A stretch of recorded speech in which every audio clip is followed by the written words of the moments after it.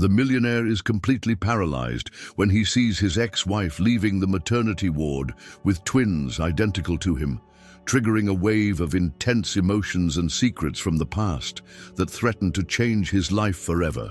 William Barrett stood at the floor-to-ceiling windows of his corner office, watching the Chicago skyline shimmer in the late autumn sunlight. His reflection stared back at him, immaculate charcoal suit, steel grey tie, and the kind of confident posture that came from years of closing billion-dollar deals. At 42, he was at the peak of his career, having transformed Barrett Enterprises from a modest construction company into one of the Midwest's leading urban development firms. The blueprints for Chicago Memorial Hospital's renovation were spread across his mahogany desk, representing the most ambitious project of his career. The $500 million modernization would transform the aging institution into a state-of-the-art medical facility. Every detail had been meticulously planned, from the cutting-edge surgical wings to the therapeutic gardens that would provide solace to patients and their families. "Mr. Barrett," his assistant's voice crackled through the intercom. "The board members are waiting in the conference room." William straightened his tie, gathered the blueprints, and strode toward the door. The click of his Italian leather shoes against the marble floor echoed through the hallway, a rhythm he'd grown accustomed to over the years. The sound reminded him of his father's footsteps in their old house, back when Barrett Enterprises was just a small family business operating out of their garage. The conference room fell silent as he entered. 8 pairs of eyes followed him to the head of the table, where he began methodically arranging the blueprints. These men and women represented Chicago's elite, old money families, venture capitalists, and real estate moguls who had backed his vision for the hospital renovation. "Ladies and gentlemen," William began, his voice carrying the practiced authority of countless presentations, "in 3 months, we'll unveil the most advanced medical facility in the Midwest. But we're not just building a hospital, we're creating a legacy." As he walked them through the plans, William felt the familiar surge of pride. This project was different from his usual commercial developments. It wasn't about profit margins or market expansion, though those certainly factored in. This was about transformation, about taking a century-old institution and breathing new life into it. The meeting proceeded smoothly until Margaret Chen, one of his most experienced board members, raised a concern. "The timeline seems aggressive, William, especially considering the hospital needs to remain operational during renovations." William's response was ready. "We've developed a phase-by-phase approach that minimizes disruption. I'll be personally overseeing the project to ensure we meet our deadlines. And the budget?" This from James Henderson, a notoriously conservative investor. "We're actually running slightly under projections." William pulled up a detailed financial breakdown on the screen. "The efficiency measures we've implemented have saved us nearly $7 million in the first phase alone." The presentation continued for another hour, with William addressing each concern with the precision of a surgeon. By the end, even the most skeptical board members were nodding in approval. This was what he did best, taking complex problems and crafting elegant solutions. As the board members filed out, William remained behind, studying the hospital's floor plans. His eyes traced the various wings and departments: oncology, cardiology, pediatrics, maternity. He paused at that last one, a familiar ache stirring in his chest. 5 years ago, he and Emily had spent countless hours in a maternity ward, dealing with loss after loss, until their marriage couldn't bear the strain anymore. William shook off the memory. The past was the past. He had built his success on looking forward, not backward. Tomorrow, he would visit the hospital site for the monthly inspection. There were contractors to coordinate, timelines to adjust, and 1,000 other details requiring his attention. This project would be his masterpiece, his contribution to the city that had given him everything. As the sun set over Lake Michigan, casting long shadows across his office, William gathered his things to head home. His penthouse apartment awaited him, spacious, immaculate, and empty. But he had long since grown comfortable with solitude. It was the price of success, he told himself, and he had paid it willingly. Little did he know that tomorrow's hospital visit would shatter the carefully constructed walls of his solitary world, bringing back the one person he thought he'd never see again, along with a truth that would force him to question everything he had built his life upon. The following morning dawned crisp and clear, autumn leaves skittering across Chicago Memorial's parking lot as William stepped out of his Tesla. Construction crews were already at work on the East Wing, the rhythmic sound of machinery providing a constant backdrop to the hospital's daily operations. He paused to observe the progress, noting with satisfaction how the new glass facade was taking shape exactly as he had envisioned. "Looking good, isn't it, Mr. Barrett?" called out Mike Thompson, the site foreman, hurrying over with a hard hat. "We're actually ahead of schedule on this section." William accepted the hard hat with a nod, adjusting it over his precisely styled hair. "Excellent work, Mike. I'll need a full walkthrough today, including the interior renovations." The inspection began in the newly completed emergency department, where state-of-the-art equipment was being installed. William moved through the spaces with practiced efficiency, his trained eye catching details others might miss. The flow of movement between treatment areas, the placement of nursing stations, the quality of the finishing work. "The maternity wing is next on the schedule," Mike said, consulting his tablet. "We've temporarily relocated some services to the 4th floor while we upgrade the NICU." William's step faltered slightly at the mention of the maternity wing, but he quickly recovered. "Lead the way." They took the elevator to the 4th floor, where temporary walls created a makeshift nursery unit. The sound of infant cries drifted through the corridor, a symphony of new life that made William's chest tighten unexpectedly. He was about to suggest they move on when a familiar laugh stopped him in his tracks. Time seemed to slow as a door opened ahead of them. Emily emerged from the nursery, carefully cradling 2 infants in her arms. She looked different from his memories. Her dark hair was shorter now, and there were tiny laugh lines around her eyes. But her presence hit him with the force of a physical blow. She was speaking softly to the babies, her face glowing with a joy he had once dreamed of seeing. Then he saw them properly. The twins, 2 identical faces, both with the same straight nose and determined chin he saw in his mirror every morning. The same dark hair that had marked every Barrett male for generations. His heart seemed to stop, then restart with painful intensity. Emily looked up, finally noticing him. The color drained from her face. "William!" Mike, sensing the sudden tension, quietly excused himself. William barely noticed him leave, his entire world narrowing to the 3 people before him. "Emily," he managed, his voice hoarse, "these are your sons," she finished quietly, holding the babies a little closer. "Ethan and Luke." William staggered slightly, reaching out to steady himself against the wall. Questions exploded in his mind. How? When? Why hadn't she told him? But what came out was, "They're beautiful." A hint of surprise crossed Emily's face, followed by something softer.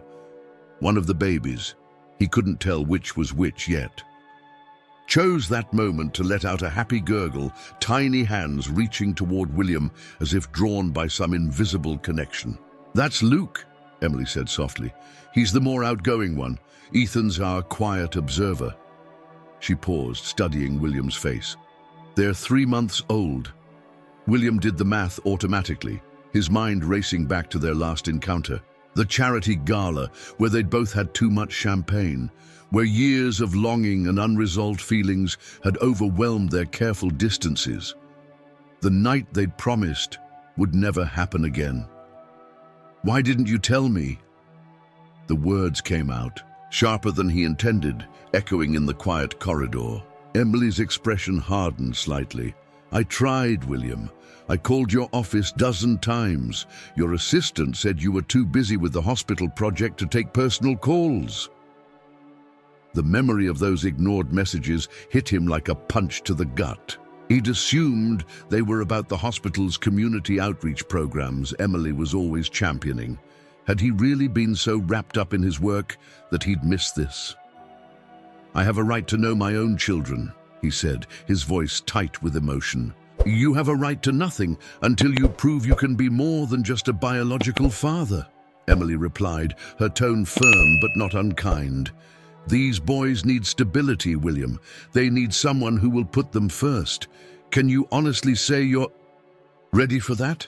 Before he could respond, a nurse appeared at Emily's elbow. "Dr. Thompson, we need you in the NICU." Emily nodded, professional mask sliding back into place. "We'll talk later, William, I promise." She turned to go, then paused. "They have your eyes, you know, both of them." William watched them disappear down the corridor, his world tilting on its axis. Everything he'd built, every careful plan and structured routine, seemed suddenly meaningless in the face of those tiny faces that looked so much like his own. His phone buzzed, the investors' meeting he was supposed to be preparing for. But for the first time in his career, William Barrett couldn't focus on business. All he could see were those little hands reaching toward him, and all he could think about was how badly he wanted to reach back. The conference room on the hospital's 6th floor buzzed with tension. William sat at the head of the table, surrounded by department heads and board members, but his attention kept drifting to Emily, who sat opposite him. She had traded her doctor's coat for a tailored blazer, her professional demeanor masking any trace of their emotional encounter from the previous day. The proposed budget allocations heavily favor private patient facilities, Emily was saying, her voice carrying the passionate conviction he remembered so well. "We're losing sight of our mission to serve the entire community." William leaned forward, forcing himself to focus on the matter at hand. "The luxury suites will generate the revenue we need to subsidize care for lower-income patients. It's simple economics, Emily." "Simple economics shouldn't determine who gets quality health care," she countered, spreading out a series of demographic charts. "Look at these numbers. 40% of our patients come from underserved communities. The renovation plans cut our subsidized beds by nearly a third to make room for advanced treatment centers that will benefit everyone," William argued, tapping his own set of documents. "The new cardiac unit alone will save hundreds of lives annually, if they can afford to access it." The familiar dance of their opposing viewpoints felt different now, charged with unspoken tensions. Every time their eyes met across the table, William saw flashes of tiny faces with his features, and his carefully prepared arguments seemed to tangle in his throat. Dr. Richardson, the elderly head of pediatrics, cleared his throat. "Perhaps we could find a middle ground." "The Thompson Foundation has expressed interest in—" "The Thompson Foundation," William interrupted, "has certain expectations about how their investment will be used. We can't risk losing their support." Emily's eyes flashed. "And we can't risk losing our soul. Chicago Memorial was founded to serve everyone, William, not just those who can afford platinum-level care packages." The meeting continued, but the outcome remained unresolved. As other attendees filed out, Emily lingered, organizing her papers with deliberate slowness. William recognized the gesture. She wanted to talk. When they were alone, she spoke first. "You haven't changed, William. Still trying to solve everything with money and efficiency." "And you're still an idealist," he replied, but there was no bite in his words. "How are the boys?" Her expression softened slightly. "They missed their morning nap. Luke was fussy until I showed him that stuffed giraffe from the pediatric ward. He's got your stubborn streak." William felt an unexpected warmth in his chest. I'd like to see them again. Properly this time. They're not a business transaction. William, you can't just schedule them into your calendar between meetings. That's not fair. I only found out about them yesterday. Emily sighed, running a hand through her hair. I know. I'm sorry, it's just... They're everything to me, William. Everything I thought we'd never have. She paused, vulnerability flickering across her face. Do you ever think about those years, all the treatments, all the hopes, every day? He admitted quietly. The memory of each loss, each failed attempt at parenthood, had carved permanent grooves in his heart. I threw myself into work because it was the only thing I couldn't fail at. And now? William looked down at the renovation plans spread across the table. Now I'm standing in a hospital arguing with my ex-wife about the future of healthcare while trying to process the fact that I'm suddenly a father to twins. He laughed, a short, startled sound. My 5-year plan definitely didn't account for this. A ghost of a smile touched Emily's lips. Life rarely follows a business plan, William. She gathered her things, then hesitated. I'm taking them to the park tomorrow afternoon, the one by the lake where we used to walk. If you'd like to join us. What time? 2 o'clock, don't be late. She moved toward the door, then turned back. And William? Leave the suits. At home, babies tend to be messy. After she left, William remained in the conference room, staring at the city skyline. The hospital renovation had been his chance to build something meaningful, to leave his mark on Chicago. Now, watching the sunset paint the windows gold, he wondered if he'd been thinking too small. His phone buzzed with messages from contractors and investors, all requiring immediate attention.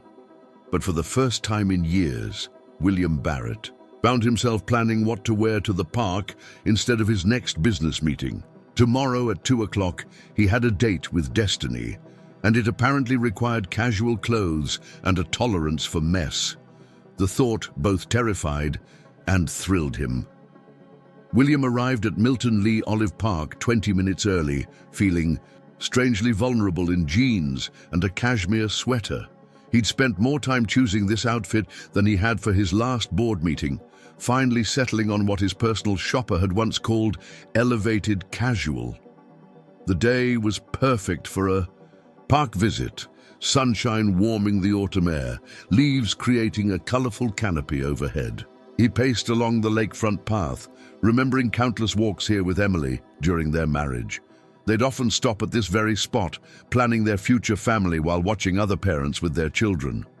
The memory of those conversations, full of hope and possibilities, now carried a different weight. At precisely 2 o'clock, he spotted Emily pushing a double stroller along the path. She wore a cream-colored sweater and yoga pants, looking more relaxed than she had at the hospital. The sight of her like this, so reminiscent of their married days, made his heart twist. "You're early," she said by way of greeting, a hint of approval in her voice. "And you actually dressed appropriately." William approached the stroller cautiously, peering inside. The twins were awake, dressed in matching blue outfits with different colored socks. Green for Luke, yellow for Ethan, he noted mentally. They looked up at him with wide, curious eyes. His eyes, he realized with a start. "Can I?" He gestured uncertainly at the stroller. Emily nodded, helping him unbuckle Luke first. "Support his head. Yes, like that. He likes to be held close." William cradled his son against his chest, marveling at how such a tiny being could feel so significant. Luke reached up, grabbing William's nose with surprising strength, then let out a delighted giggle that seemed to vibrate through both their bodies.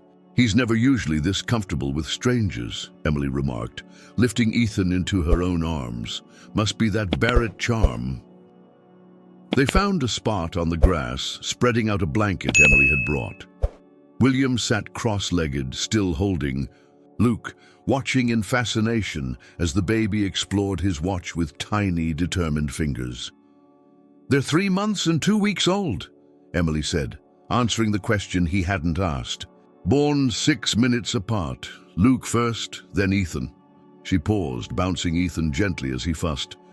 They were early, 35 weeks. I was so scared. William looked up sharply. Were there complications? Nothing serious in the end. But those first few days in the NICU...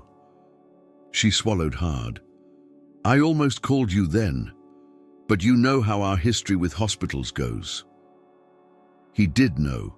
Years of fertility treatments, the painful cycle of hope and disappointment, the strain that had eventually broken them. I should have been there, he said quietly. You're here now, Emily replied, then added with a slight smile, though you might want to check your sweater. William looked down to find Luke had drooled a significant wet patch onto his cashmere. Surprisingly, he didn't mind. Good thing I left the suits at home. They spent the next hour on the blanket, trading babies back and forth, Emily showing him how to support their heads and interpret their different cries. Ethan, true to form, took longer to warm up to William, but eventually settled contentedly in his arms, while Emily fed Luke. Pa.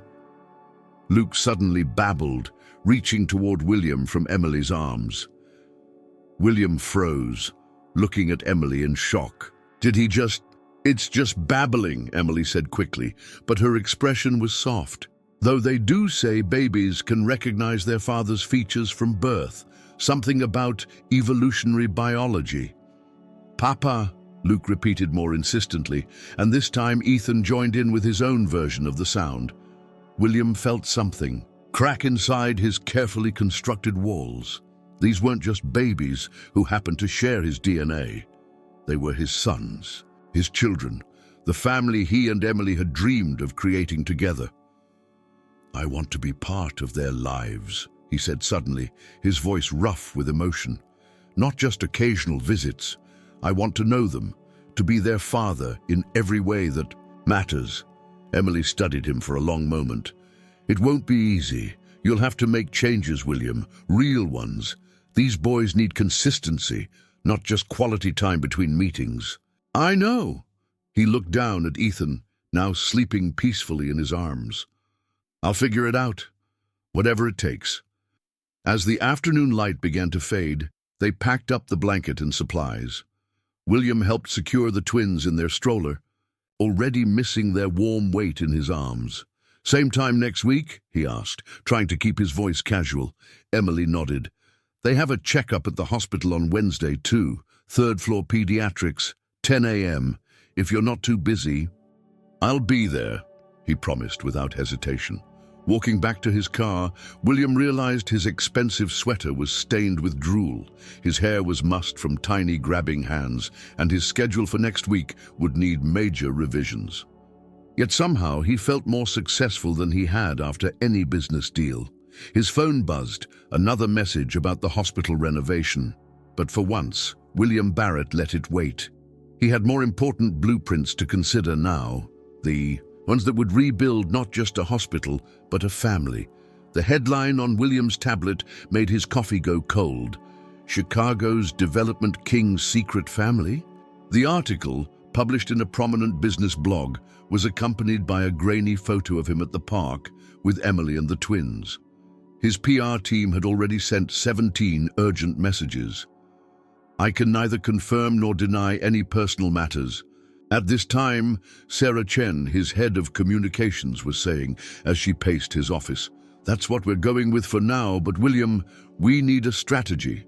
Daniel Reynolds is already using this to undermine the hospital project.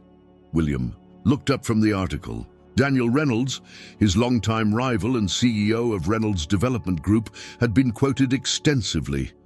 One has to question the judgment of someone who can't even manage their personal affairs, handling a $500 million healthcare project. It's not just Reynolds, Sarah continued. 3 board members have called, asking for emergency meetings.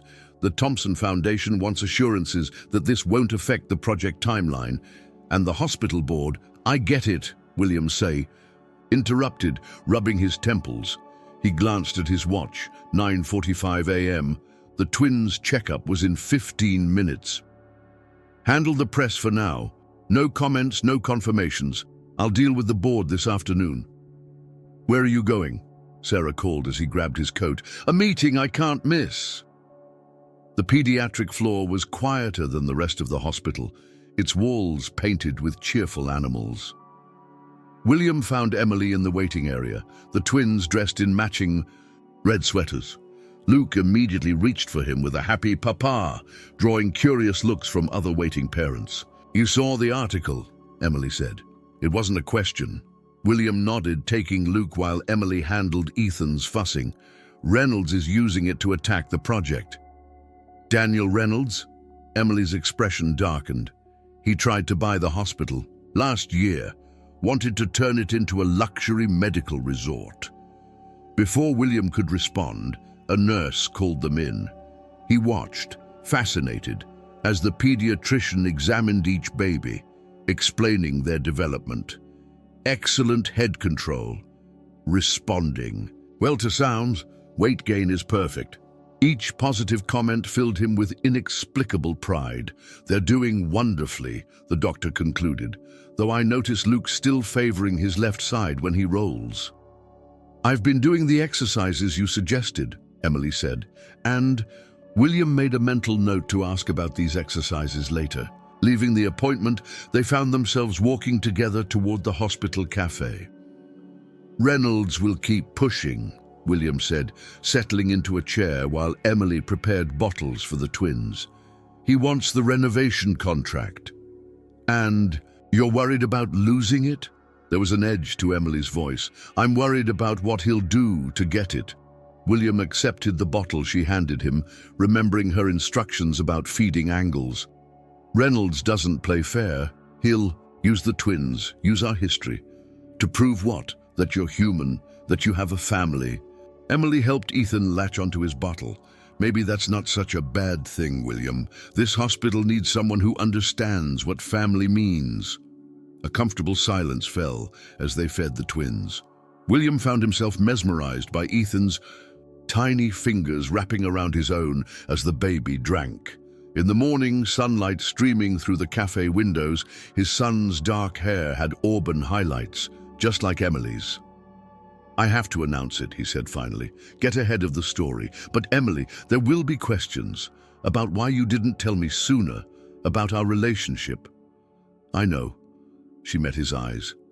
Do what you need to do, William. Just remember, they're not a PR problem to be managed. They're our sons. His phone buzzed again. The board wanted an immediate meeting. I have to go, he said reluctantly, carefully transferring Luke back to Emily. But first, would you tell me about those exercises the doctor mentioned for Luke's rolling? Emily's surprise softened into a smile. Come by tonight after work. I'll show you. Walking into the board meeting an hour later, William felt different. The same questions flew at him. About his judgment, his focus, his commitment to the project. But now, with the weight of Luke's head still remembered on, his shoulder and the sound of Papa echoing in his ears, the answers came from a different place. Yes, I have twin sons, he told the stunned board members. No, I didn't know about them until recently, but if you think this makes me less capable of leading this project, you're wrong. It makes me more committed than ever to building a hospital that serves families, all families. He pulled up the renovation plans, but not the ones they'd seen before. These were Emily's demographic charts, her patient care statistics.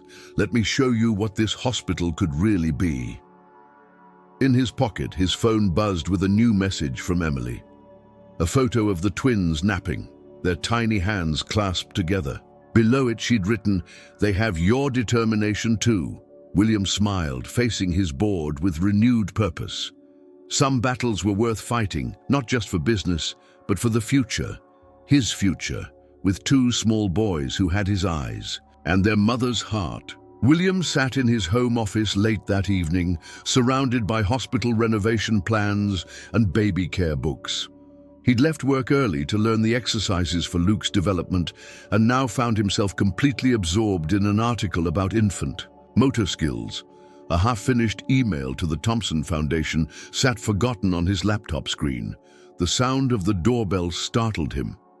Sarah Chen stood at his door, clutching a thick folder and wearing an expression that suggested she'd rather be anywhere else. "We have a problem," she said, striding into his penthouse. "Reynolds is making a play for the hospital board." William led her to his study, clearing space among the baby books. Sarah raised an eyebrow at the titles, but focused on spreading out several documents.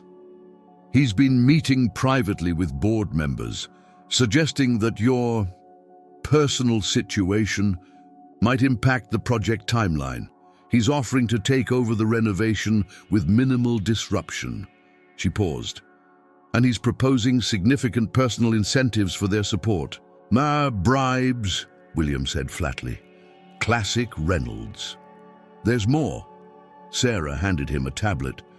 "He's dug up details about your fertility treatments from 5 years ago. He's painting a picture of instability, suggesting that your recent involvement with the twins is some kind of emotional crisis." William felt a familiar anger rise, but it was different now. Not the cold corporate rage he was used to, but something more personal.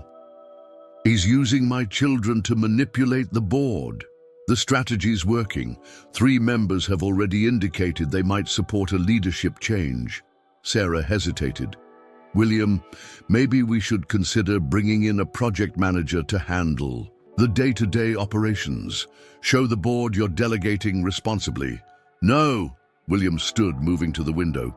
The city lights sparkled below, and somewhere out there, his sons were probably being put to bed. "I'm not stepping back, not from the project, and certainly not from my children." His phone lit up with a message from Emily, a video of the twins, during their evening bath, both splashing and giggling. The sight made something click in his mind. "Get me everything you can on Reynolds' previous healthcare projects," he told Sarah. "Especially patient outcome data and community impact assessments. You think there's something there? Reynolds builds for profit, not people. I want to know exactly what happens to hospitals after he renovates them." After Sarah left, William returned to his desk, but instead of the Thompson Foundation email, he opened a new document. At the top, he typed, "Chicago Memorial, a new vision for community healthcare." For the next few hours, he worked with an intensity he hadn't felt in years, integrating Emily's advocacy for accessible care with his own expertise in sustainable development. The plan took shape, a hospital that would serve everyone while remaining financially viable, innovative, but inclusive. His phone buzzed again. Emily sending the twins' daily update, something she'd started doing after their park meeting. Tonight's message was different. Emergency board meeting called for tomorrow morning. Reynolds made his move. William's jaw tightened. He'd expected this, but not so soon. Another message followed. "The twins' physical therapy session is at 9 a.m. They'll miss you, but they'll understand." He stared at the messages for a long moment, then made a decision that would have been unthinkable just weeks ago. He called, "Sarah, move everything you can from my morning schedule. The board meeting will have to wait until 10:30. But Reynolds will have to wait. I have a physical therapy session to attend." The next morning, William walked into the hospital carrying both his new healthcare proposal and a stuffed giraffe that Luke had left in his office during yesterday's visit. He found Emily and the twins in the pediatric therapy room, where a specialist was showing Emily new exercises for Luke's development. "You came," Emily said, surprise and something warmer in her voice. "Of course." William knelt beside them, letting Luke grab his finger while the therapist demonstrated the proper technique. "Show me what to do." For the next hour, William Barrett, the man known for running million-dollar negotiations, sat on a therapy mat, learning how to help his son strengthen his core muscles. He memorized each movement with the same attention he usually gave to contract details, watching with pride as Luke managed to roll completely over for the first time. Only when the session ended did he change into his suit, readying himself for the board meeting. Emily caught his arm as he was leaving. "I heard about Reynolds," she said. "The board's nervous. They're worried about the project's stability." William smiled, surprising her. "They should be, but not for the reasons Reynolds thinks." He handed her a copy of his new proposal. "Take a look. I could use a doctor's perspective before I present it." Emily glanced at the title page, her eyes widening. "This is different. Having a family changes things," he said simply. "Sometimes for the better." As he walked toward the boardroom, William felt the weight of his new proposal in his briefcase, along with the small photo of the twins Emily had given him. Reynolds might have money and manipulation on his side, but William had something stronger, a reason to build something that would last, something his sons could be proud of. The board was waiting, Reynolds among them with a practiced, sympathetic expression. William straightened his tie, thought of Luke's triumphant smile after rolling over, and opened the door. It was time to show them what really mattered in building a legacy. The hospital boardroom crackled with tension as William took his place at the head of the table. Daniel Reynolds sat halfway down, perfectly positioned to command attention, his silver hair and expensive suit creating an image of paternal concern. "Before we begin," Reynolds said smoothly, "I'd like to express my personal sympathy for William's situation. It can't be easy, discovering such life-changing news while managing a project of this magnitude." Several board members nodded, sympathetically. William noticed Dr. Richardson, the pediatrics chief, studying him intently. "Thank you for your concern, Daniel," William replied, his voice steady. "But today isn't about my personal life. It's about the future of Chicago. Memorial." Reynolds smiled, the expression not reaching his eyes. "Precisely my point. The hospital needs stability, clear leadership. My company is prepared to take over the renovation with minimal disruption. We've prepared a detailed transition plan." He gestured, and his assistants began distributing folders.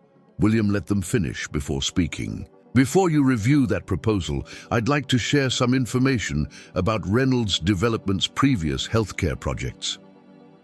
William opened his laptop, connecting it to the room's display. "These are patient outcome statistics from the last 3 hospitals Reynolds renovated." Charts appeared on the screen, showing dramatic drops in Medicare acceptance rates, community health program funding, and accessibility metrics. Within 2 years of renovation, each facility saw a 40% decrease in care provided to lower-income patients. Emergency room wait times for non-private patients doubled. Reynolds shifted in his chair. "Market realities require certain adjustments." "I have more," William continued. "Community impact assessments, staff retention rates, and most importantly, long-term health outcomes for the surrounding neighborhoods." Each new slide painted a clearer picture of hospitals transformed from community resources into luxury medical facilities. "This is a distraction," Reynolds snapped. "We're here to discuss the stability of the current project. Mr. Barrett's personal crisis, my sons, are not a crisis, Daniel." William's voice cut through the room. "They're a reminder of what this hospital means to families like mine, to every parent who entrusts their children's health to this institution." He switched to a new presentation, his revised vision for Chicago Memorial. "Yes, my perspective has changed, because now I'm not just seeing this project as a developer, but as a father who wants to build something his children will be proud of." For the next hour, William walked them through his new plan. He showed how premium services could support expanded community care, how innovative design could reduce operational costs while improving patient experience. He presented research on the long-term economic benefits of accessible healthcare, backed by data from successful models across the country. "This isn't just about renovation," he concluded. "It's about evolution, building a hospital that serves everyone while remaining financially strong." And yes, it can be done. I've spent the past week reviewing every budget line, every staffing projection. The numbers work. Dr. Richardson leaned forward. And the timeline, given your new responsibilities? William smiled. This morning, I attended my son's physical therapy session. Did you know that missing one session can set back progress by weeks? It taught me something about priorities, about making time for what matters. He paused. I won't pretend it's easy, balancing family and work, but some things are worth the extra effort. This is all very touching, Reynolds interjected, but sentiment doesn't build hospitals. The board needs certainty, not fairy tales about perfect balance. No, what we need is vision, Dr. Richardson countered. I've worked in healthcare for 40 years. I've seen what happens when hospitals prioritize profit over people. Mr. Barrett's plan isn't just ambitious, it's necessary. The discussion continued, but William could feel the room's energy shifting. When the vote finally came, Reynolds' proposal was rejected 8-3. The renovation would continue under Barrett Enterprises' leadership with the new community-focused modifications. As the board members filed out, Dr. Richardson lingered. Those exercises you mentioned for physical therapy, they're not easy to master. No, William agreed, but Luke rolled over completely today. You should have seen his face. The older doctor nodded. 20 years ago, I chose between a lucrative private practice and staying here at Memorial.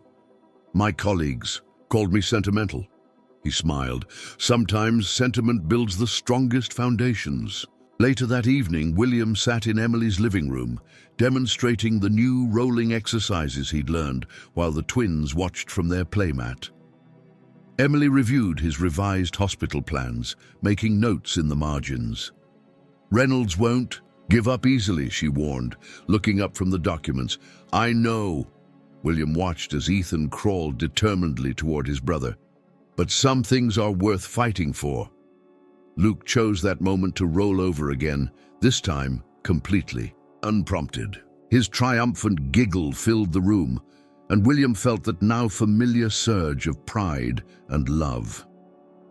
In that moment, watching his sons play while discussing hospital plans with their mother, William realized that he'd found something better than success. He'd found purpose. 2 weeks after the board meeting, William's penthouse had undergone a transformation that would have shocked his interior decorator. The minimalist living room now hosted a colorful playmat.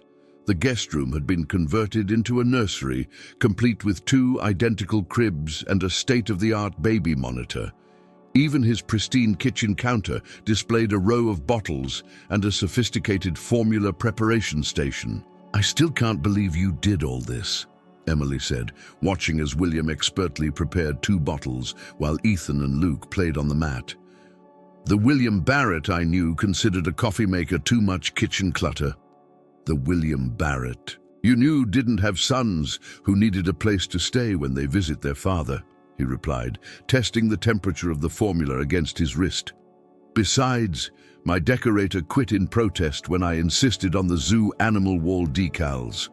It was quite liberating. Emily laughed, the sound warming the modern apartment in a way no designer ever could. She'd been bringing the twins over 3 evenings a week, allowing William to establish a routine with them. Tonight was bottle feeding and tummy time, followed by their new favorite activity, watching their father read financial reports while making different funny voices for each chart type. Bar graphs are always grumpy, William explained seriously to Luke, who gurgled in apparent agreement. But pie charts, those are the jolly ones. A knock at the door interrupted their moment. Sarah Chen entered, her usual composed expression showing signs of strain. I'm sorry to interrupt family time, she said, nodding to Emily, but we have a situation. The Thompson Foundation is wavering. William carefully transferred Luke to Emily before taking the tablet Sarah offered. The email was brief, but clear. The foundation had concerns about the revised community care provisions in the renovation plan. They were considering withdrawing their funding. Without their support, we'll lose nearly a quarter of our budget, Sarah continued. Reynolds has already reached out to them, offering to step in with private funding if we fail. Emily, who had been listening while settling the twins, spoke up. The Thompson Foundation has always supported community healthcare. Why would they object to expanding services? Because Reynolds convinced their board that our new plan puts their investment at risk, Sarah explained. He's provided projections showing significant revenue drops in the first year. Manipulated projections, William muttered, scanning the numbers. He's deliberately overestimating the cost of community programs while undervaluing the benefits. He ran a hand through his hair, a gesture Emily recognized from their marriage. He was formulating a plan. We need to show them real data, he said finally. Not just numbers, but actual impact. Emily, those patient outcome studies you've been collecting. The ones showing how accessible preventive care reduces long-term healthcare costs. She nodded. I can have them ready by morning. But William, statistics alone won't be enough. The foundation needs to see that we understand what's at stake. As if on cue, Ethan let out a happy squeal, reaching for the tablet with curious fingers. William looked at his sons, then back at the email, his expression shifting from concern to determination.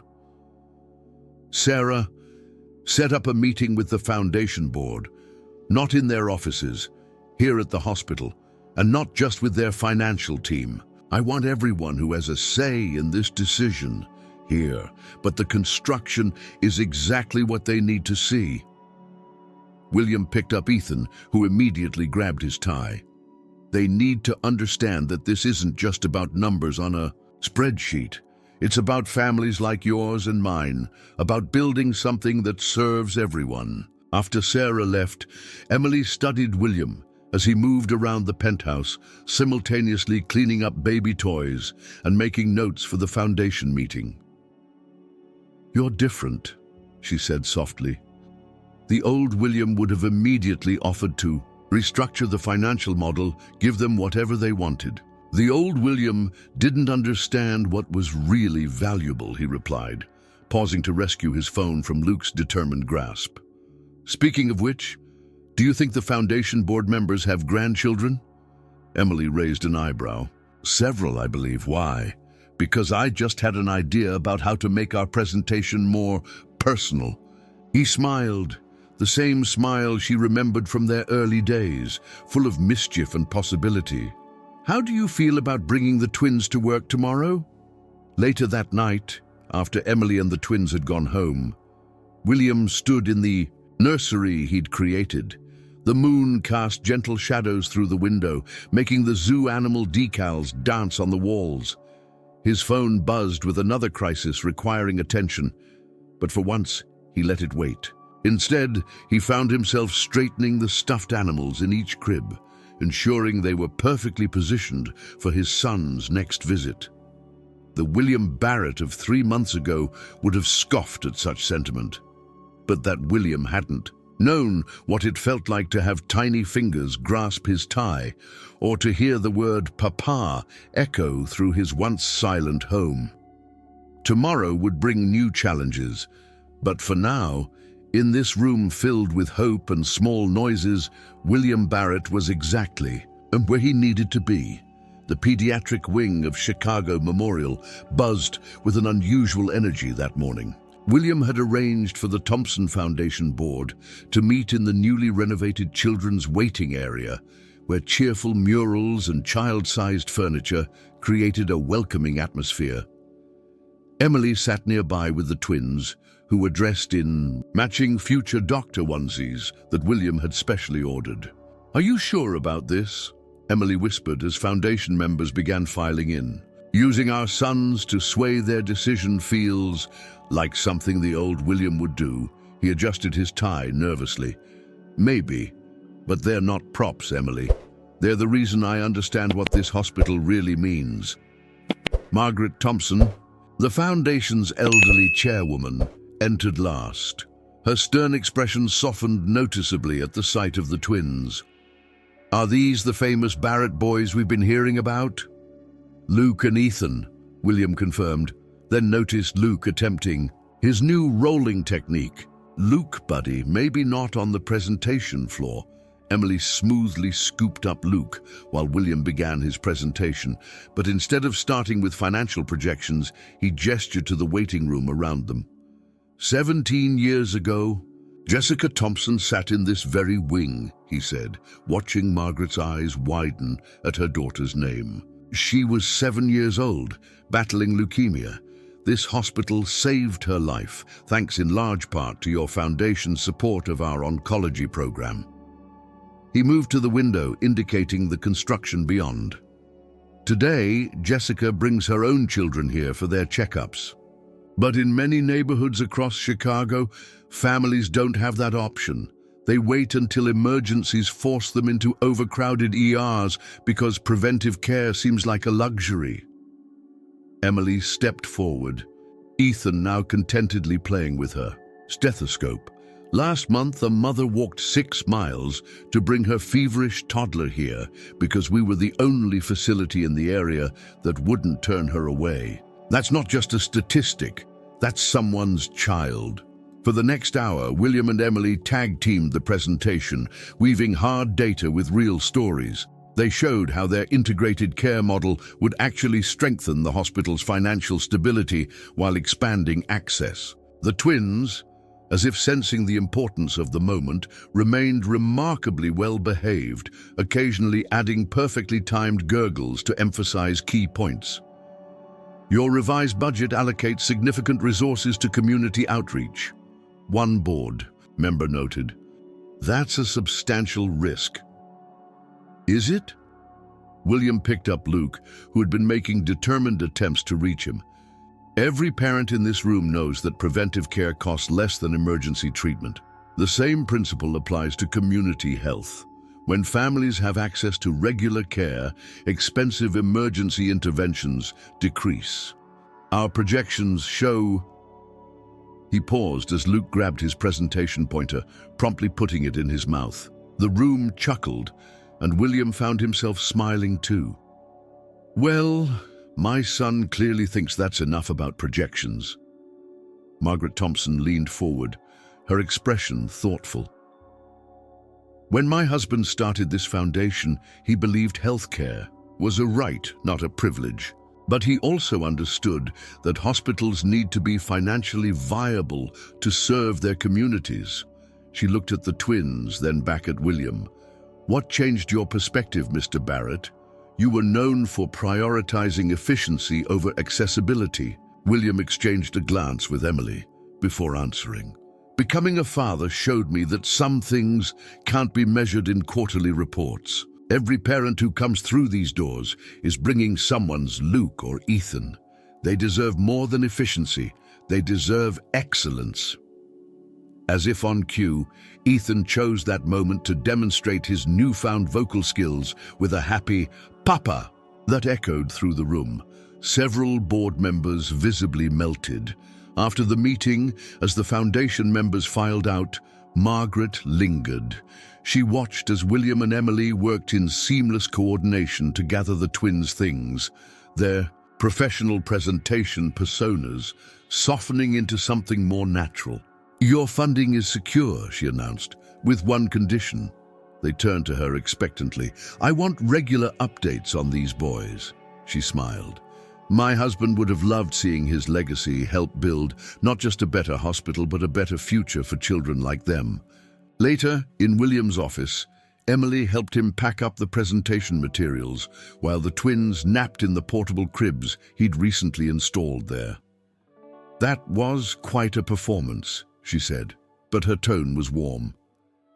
Though I'm not sure who was more convincing, you or the babies. They get their charm from their mother, William replied, then caught himself, suddenly aware of how close they were standing. Emily busied herself with straightening papers. You know, I was wrong about you. When I said you hadn't changed, you have, just not in the ways I expected. Is that a good thing? She looked at their sleeping sons, then back at him. Ask me again tomorrow. We're still figuring this out, aren't we? William nodded, understanding she meant more than just co-parenting. They had crossed some invisible line today, presenting not just as colleagues or co-parents, but as a team. The implications of that shift hung in the air between them, full of both promise and complexity. "One day at a time," he suggested. "One day at a time," she agreed, and her smile held echoes of the past and hints of the future, much like the sleeping faces of their sons. The October wind whipped around Chicago Memorial's construction site as William conducted his weekly inspection. The renovation was proceeding ahead of schedule. The new emergency department was nearly complete, and the pediatric wing's expansion was taking shape. But something felt off. Several contractors he'd worked with for years were being unusually evasive about their suppliers, and equipment deliveries had begun arriving at odd hours. "Mr. Barrett," Mike Thompson, the site foreman, approached with concern etched on his face.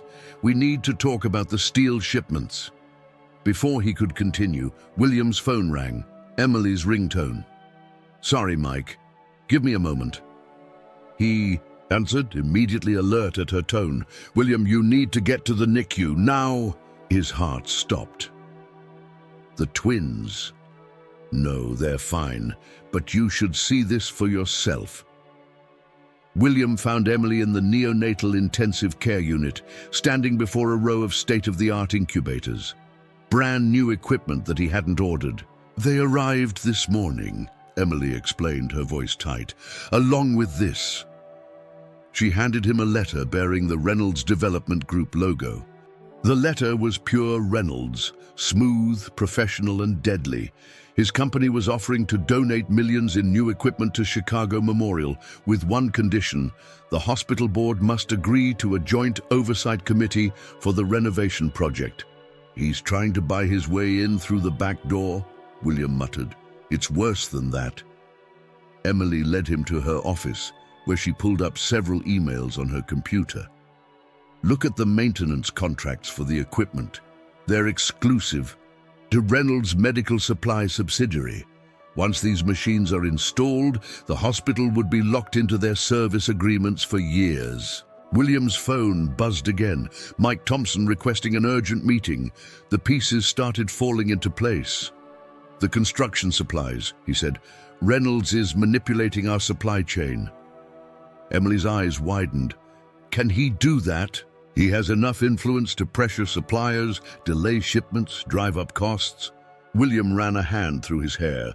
"The board meeting is in 2 days. If he can show that we're behind schedule and over budget." "While he's offering millions in free equipment," Emily finished. They were interrupted by a soft knock. Dr. Richardson stood in the doorway, holding a sleeping Luke, while Ethan played with toys at his feet. The elderly doctor had become the twins' favorite babysitter during Emily's shifts. "Sorry to interrupt," he said, "but someone here was asking for his papa." Luke stirred, reaching for William with a sleepy smile.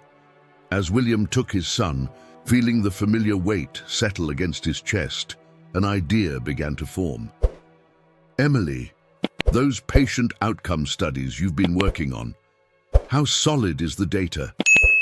She raised an eyebrow. "Rock solid. 5 years of tracking community health impacts, cost analysis of preventive care versus emergency treatment, everything peer-reviewed. And the new equipment Reynolds sent, have you evaluated it?" "Of course." She pulled up another file. "It's good equipment, but overpriced. There are better options available for nearly 30% less." William bounced Luke gently, his mind racing. "Dr. Richardson, you've been on the board for what, 20 years? 23, the older man corrected, helping Ethan stack blocks through 3 renovation attempts and 2 corporate takeover bids. And you've kept records." The doctor's eyes twinkled. "My dear boy, I keep records of everything, including some very interesting board meetings from when Reynolds tried to acquire Sterling Memorial in Milwaukee." William looked at Emily, saw the same understanding dawn in her eyes. We're going to need every scrap of data we can get. Financial reports, patient statistics, supply chain records. A full audit, Emily nodded. But William, that's thousands of documents. The board meeting is in 2 days. Then we better get started. He settled Luke more comfortably against his shoulder. Can you get the twins overnight things from daycare? They can sleep in my office while we work. Emily hesitated. You're sure? This could take all night. I'm sure. William watched as Ethan successfully stacked 5 blocks, then clapped in delight. Reynolds thinks he can use my family commitments against me. Let's show him what motivated parents can do. Dr. Richardson chuckled. I'll order dinner and perhaps recruit some additional help from the residents. Many of them have quite strong feelings about Mr. Reynolds' business practices. As the doctor left, Emily began gathering files on her computer. William sat down, still holding Luke, and pulled up supplier contracts on his phone. Ethan crawled over, demanding to be included, and William lifted him onto his other knee. You know, Emily said softly, watching them, 5 months ago, you would have handled this by throwing money at the problem. 5 months ago, I didn't understand what was really worth fighting for.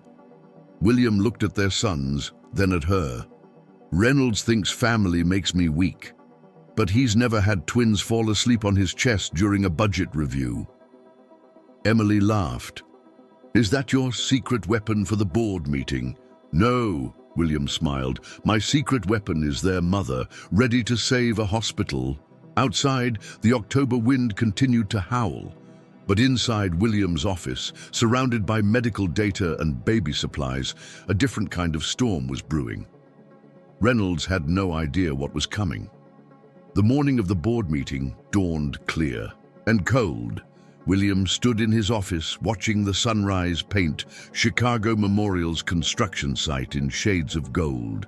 2 nights of intensive work had left him tired but focused, his desk covered in carefully organized documents and his presentation ready. A soft noise made him turn. Emily had fallen asleep on his office couch. Ethan and Luke cuddled against her. They'd worked until midnight, the twins eventually drifting off while their parents pieced together the puzzle of Reynolds' manipulation. Hey, Emily murmured, stirring. What time is it? Early, the meeting's in 2 hours. William handed her a coffee, cream, no sugar, just as she'd always taken it. The twins' daycare teacher said she'd watch them during the meeting. Emily sat up carefully, trying not to wake the boys. You look nervous. Not nervous, William corrected, adjusting his tie. Ready? The boardroom filled slowly. Reynolds arrived early, immaculate as always, radiating confident concern. He'd positioned himself strategically, surrounded by allies, his donated equipment contracts prominently displayed. William, he greeted smoothly, I trust you've had time to review our generous offer of support. Oh, I've reviewed quite a lot, Daniel. William's voice carried across the room. In fact, I've spent the last 48 hours conducting a very thorough review. The room quieted as William took his place at the head of the table. Emily sat nearby, her laptop open and ready. Dr. Richardson settled in at his usual spot, looking remarkably alert for someone who'd spent half the night helping compile data. Before we begin, Reynolds interjected, I'd like to express my concern about the project's current trajectory. Our analysis shows significant delays and cost overruns. Interesting analysis, William interrupted, nodding to Emily. She pulled up the first slide of their presentation. These are the actual construction timelines and budgets, verified by independent auditors. As you can see, we're both ahead of schedule and under budget, or we were until certain supplies began mysteriously delayed 3 weeks ago. Reynolds shifted slightly. Market fluctuations are normal, William agreed. Supply chain manipulation isn't. He produced a stack of documents. These are sworn statements from 3 contractors detailing how they were pressured to delay deliveries and inflate costs. They're quite detailed, Daniel, even mention specific meetings at your office. A murmur ran through the board members. Reynolds maintained his composure, but his knuckles whitened around his pen. "Then there's the matter of your generous equipment donation." Emily took over, bringing up her analysis. "The machines are good, but significantly overpriced. More importantly, the maintenance contracts would cost the hospital an additional $12 million over 5 years compared to market rates. A small price for guaranteed quality," Reynolds countered. "Quality," Dr. Richardson spoke up, "like the quality of care at Sterling Memorial after your renovation." He distributed his own files. "These are patient outcome statistics from hospitals. After Reynolds' development acquisitions, notice the pattern of reduced services, increased costs, and declining community access." William stood, commanding the room's attention. "This isn't about construction delays or equipment contracts. This is about two very different visions for Chicago Memorial's future. Mr. Reynolds sees a luxury medical facility serving a select few. We see a hospital that serves everyone while remaining financially strong." He walked to the windows, gesturing at the city beyond. "Every morning, I watch parents bring their children through those doors. Some arrive in luxury cars, others on foot. Some can afford any treatment in the world, others barely manage the copay, but they all come for the same reason, because someone they love needs care." Emily rose to join him, their shoulders nearly touching. "3 months ago, I brought my sons here for their first checkup. Like every parent in that waiting room, I wanted the best possible care for my children. Chicago Memorial has always provided that, not just to those who can afford it, but to everyone who needs it." "Admirable sentiments," Reynolds said silkily, "but hospitals run on numbers, not emotions." "They run on both," William replied. He nodded to Emily, who pulled up their final presentation. "These are our updated 5-year projections, incorporating expanded community care programs while maintaining profitability. The numbers work, Daniel. They've always worked. You just have to care about more than the bottom line." For the next hour, they presented their vision in detail, charts, statistics, and human stories woven together into an undeniable narrative. When they finished, the room was silent. Board member Margaret Chen spoke first. "I move to reject the Reynolds oversight proposal and maintain current project leadership." "Seconded," Dr. Richardson said immediately. The vote was decisive, 14-3 in favor of William's team. As the room emptied, Reynolds lingered. "This isn't over, William. Families are messy. Sooner or later you'll slip." William smiled, thinking of his sons sleeping peacefully in daycare, of Emily's quiet strength beside him. "That's where you're wrong, Daniel. Family isn't my weakness. It's my reason for getting everything else right." After Reynolds left, Emily touched William's arm. "The twins' pediatrician appointment is in 20 minutes. Want to celebrate our victory by watching Luke try to charm his way out of a vaccination." William laughed, gathering his papers. "Wouldn't miss it, though I think that's more of Ethan's strategy. Luke just grabs the stethoscope." They walked out together, their shoulders brushing, professional masks softening into something more natural. They'd won more than a board vote today. They'd proven that the best foundations are built on both head and heart. November painted Chicago Memorial's construction site in stark silhouettes against gray skies. From William's office window, the growing structure looked like a giant puzzle coming together piece by piece. Inside, another kind of construction was taking place. One measured not in steel and concrete, but in small moments and quiet revelations. "Da-da-da!" Luke's voice carried through the office as he practiced his newest word, while Ethan methodically dismantled William's carefully organized penholder. "I still can't believe you converted your private conference room into a playroom," Emily said, entering with 2 cups of coffee. She handed one to William. Black, 2 sugars, just as he'd always taken it. "Best business decision I ever made," he replied, rescuing a particularly expensive fountain pen from Ethan's grasp. Besides, watching the twins helps me think. The changes in William's office reflected larger transformations throughout the hospital. Construction was proceeding smoothly now that Reynolds' interference had been removed. The new emergency department had opened ahead of schedule, already serving hundreds of families.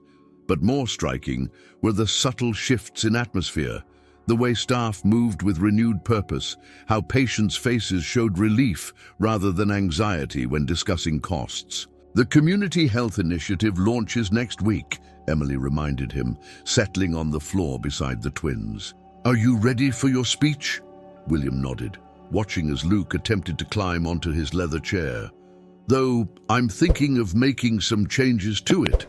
After yesterday's pediatric wing rounds," he trailed off, remembering the young mother he'd met, a single parent working 3 jobs, bringing her daughter in for a routine checkup she would have previously delayed due to cost. The woman's grateful tears when she learned about the new sliding scale payment program had affected him more than any boardroom victory. "You're different with the patients now," Emily observed. "More present, like yesterday, when you spent an hour helping that elderly couple understand their care options." "I learned from the best," William smiled, nodding toward her, "though I still can't match your ability to calm crying babies with just a look." "Years of practice," she replied, demonstrating by quieting Ethan's building frustration with a gentle touch. "Speaking of practice, have you thought more about the house?" The question hung in the air between them. They'd been discussing the possibility of William buying the property next to Emily's home, close enough for easy co-parenting, but maintaining their separate spaces as they navigated their evolving relationship. "The realtor sent over the paperwork this morning," he said, "though I admit I've been thinking." A knock interrupted them. Sarah Chen entered, carrying a thick folder and looking uncharacteristically excited. "The latest community impact numbers," she announced, spreading documents across William's desk. "Patient accessibility is up 40%. Wait times in the ER have been cut in half. And look at these satisfaction scores." William reviewed the data while bouncing Luke on his knee, another skill he'd mastered in recent months.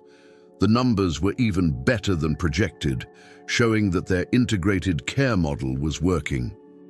"Send these to the board," he instructed, "and schedule a staff appreciation event. This success belongs to everyone."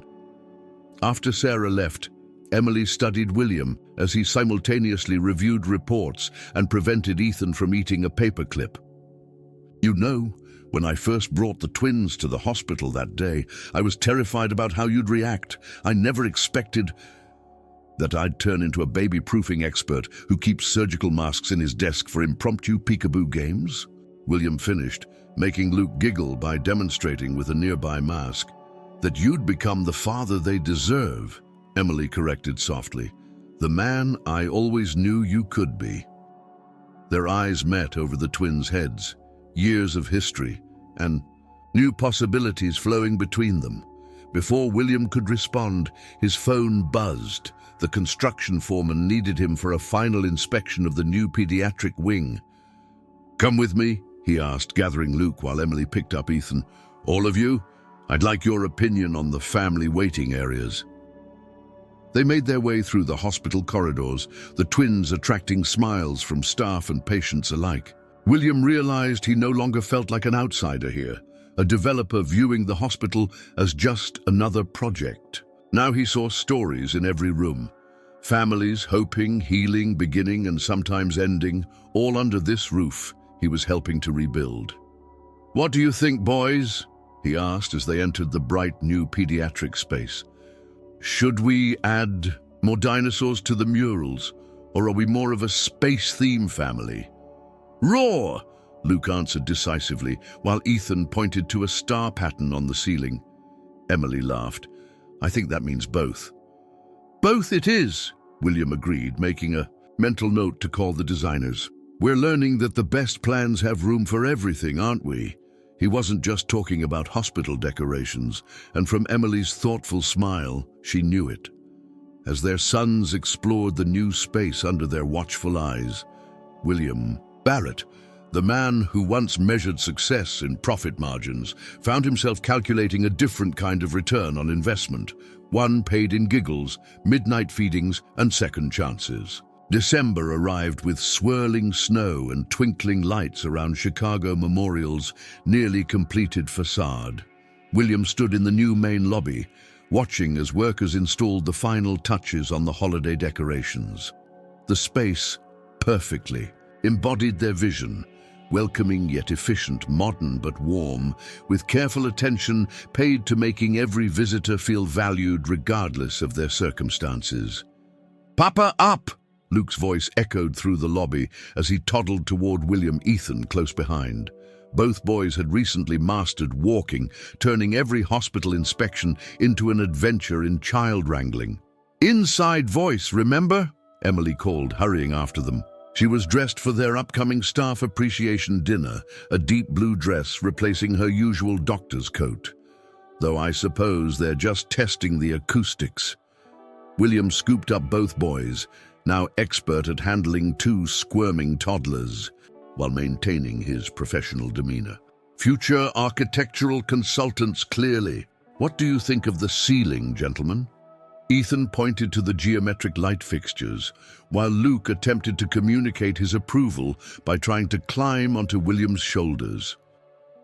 "The house inspection is at 4, Emily mentioned, helping to redistribute the twins more safely. "If you're still planning to come," William nodded, remembering the conversation that had led to this moment. The property next to Emily's house had been perfect. Spacious, secure, ideal for co-parenting. But standing in its empty rooms last week, something had felt wrong. "About that," he began, but was interrupted by Dr. Richardson approaching, with an urgent expression. "William, Emily, you need to see this."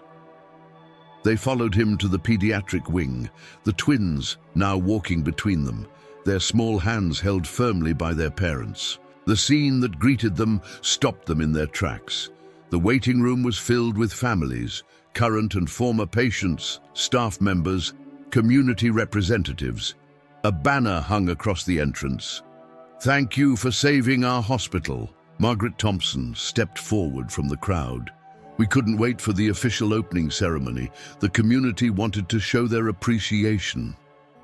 A young mother William recognized from the clinic spoke up.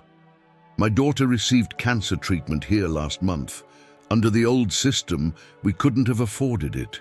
You didn't just save a hospital, you saved families." More stories followed, tales of emergency surgeries made possible by the new financial assistance programs, chronic conditions managed through the expanded preventive care initiatives, lives changed by simple access to consistent medical care. Emily squeezed William's hand, and he realized they'd unconsciously moved closer together, the twins secure between them. This moment, he thought, was what success really looked like. Later, after the impromptu celebration had dispersed and the twins were napping in William's office, he and Emily stood in the new garden terrace that connected the pediatric and maternity wings. "Remember when you said hospitals run on both numbers and emotions?" Emily asked, watching the snow fall beyond the glass walls. "You weren't just talking about healthcare, were you?" William smiled, thinking of spreadsheets and baby giggles, board meetings and bedtime stories. "I had a good teacher, several actually." He glanced toward his office where their sons slept. "Emily, about the house." "You don't want it," she said simply. "No," he agreed, "because it's not what we need." He turned to face her fully. "These past 6 months, watching you with the twins, working together on the hospital, I realized something. We're not the same people we were 5 years ago." "No, we're not," Emily acknowledged. "We grew up, learned some hard lessons." "Exactly, and maybe..." William took a deep breath. Maybe instead of building separate lives close together, we should consider building one life together, the right way this time. Emily's eyes widened. William Barrett, are you suggesting what I think you're suggesting? I'm suggesting that I love our sons. I love what we've created here at the hospital, and most importantly, I love the woman who taught me that true success isn't about what you build, but who you build it with. He reached for her hand. I'm suggesting that instead of buying the house next door, we could make your house our home. All of us, together. That's a big step, Emily said softly, but she didn't pull her hand away. Bigger than having twins, William teased. Besides, I've already baby-proofed half the house during my visits. Be ashamed to waste all that expert. Child-proofing, Emily laughed, the sound mixing with the faint Christmas music playing in the lobby below. You really have changed. No, William corrected, drawing her closer.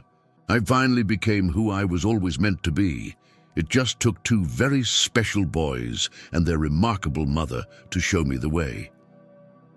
In his office, they could hear the twins beginning to stir from their nap. Soon, they would need to attend to bottles and diapers, prepare for the staff dinner, handle the 1,000 details that made up their busy lives. But for now, in this quiet garden suspended above the city, they simply held each other, watching the snow fall and feeling the future unfold before them like a gift waiting to be opened.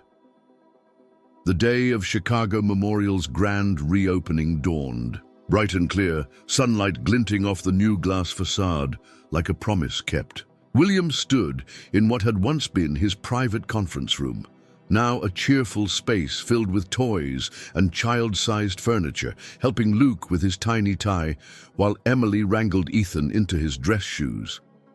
Who knew getting two toddlers ready for a ceremony could be more challenging than a hospital renovation, William mused, as Luke immediately pulled his tie loose for the third time. At least the hospital didn't try to eat the blueprints, Emily laughed, retrieving a crucial document from Ethan's determined grasp. Though I'm not sure which is more stubborn, our sons or their father when he's reviewing construction plans. Says the woman who spent 3 hours debating the perfect shade of blue for the pediatric wing. William finally succeeded with Luke's tie, then caught Emily's reflection in the window. She was wearing the same cream-colored dress she'd worn the day they first met, 15 years ago, at a hospital fundraiser. You know, I still remember what you said to me that night. Excuse me, you're standing on my dress. After that, you said hospitals shouldn't just be buildings. They should be bridges, connecting communities and bringing people together when they need it most. Emily smiled, lifting Ethan into her arms. And you said that was hopelessly idealistic. I was wrong about a lot of things back then. William gathered Luke, who had already managed to loosen his tie again. Ready to show everyone our bridge? The main lobby was packed with staff, patients, community members, and city officials. As William took the podium, he saw familiar faces everywhere, Dr. Richardson beaming proudly, Margaret Thompson dabbing at her eyes, even Daniel Reynolds, lurking near the back, looking somewhat chastened by the obvious success of the project. 6 months ago, William began, I stood here with a very different vision for Chicago Memorial. I saw a building to be improved, a project to be managed, a business to be optimized. He paused, watching as Luke and Ethan waved excitedly from Emily's arms in the front row. Then life gave me an unexpected gift, the chance to see this hospital through new eyes, through the eyes of a father learning what really matters, through the eyes of families seeking care and compassion, through the eyes of a community showing me that the greatest structures we can build are the ones that bring people together. He gestured to the renovated space around them. This isn't just a modernized hospital. It's a promise to every person who walks through these doors that they matter, that their health matters, that their families matter. Whether they arrive in luxury cars or on foot, whether they can afford premium care or need our assistance, they will find here what my family found: hope, healing, and the understanding that none of us walks this journey alone. Emily joined him at the podium, the twins now squirming to be set down. Chicago Memorial has always been more than a hospital, she added. It's where lives begin, where families grow, where communities come together. Today, we're not just celebrating new buildings and equipment, we're celebrating the renewal of that vital mission. Addressed as if on cue, Luke broke free and toddled straight for the ceremonial ribbon, causing laughter to ripple through the crowd. William scooped him up just before he could pull it down, while Ethan decided this was the perfect moment to loudly announce Papa Fix.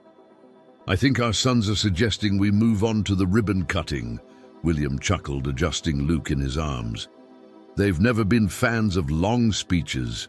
The ceremony concluded with all four of them cutting the ribbon together, William and Emily each holding a twin, helping small hands grip the oversized scissors. As applause filled the lobby, William felt Luke rest his head on his shoulder, a gesture of complete trust that still amazed him every time.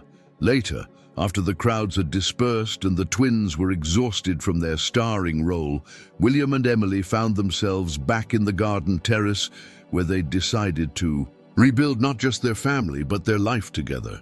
It's really finished, Emily mused, watching the sunset paint the city in gold, the hospital, the renovations. Not finished, William corrected, pulling her close. Just beginning, like us. Emily smiled, touching the simple engagement. A ring she'd accepted a week ago. Not the ostentatious diamond he would have chosen in his old life, but a family heirloom that spoke of heritage and continuity. Speaking of beginnings, we should get these little architects home. Someone promised to read Goodnight Moon with all the proper animal noises. That's what second chances are for, William replied, gathering their sleeping sons. Learning to do things right. As they walked through the hospital corridors, now quiet in the evening hush, William Barrett realized that his father had been wrong all those years ago. Success wasn't about building the biggest buildings or closing the largest deals. It was about building spaces where lives could heal, families could grow, and love could find its way home. Tomorrow would bring new challenges, merging their households, planning a wedding, raising twins who seemed to find new ways to create chaos every day. But tonight, carrying his son while walking beside the woman who had helped him rebuild not just a hospital, but his entire world, William knew that sometimes the best blueprints are the ones written by the heart. I hope you enjoyed today's story. Subscribe to the channel so you don't miss more stories like this. Give it a like and comment below what you thought of the story. See you in the next video.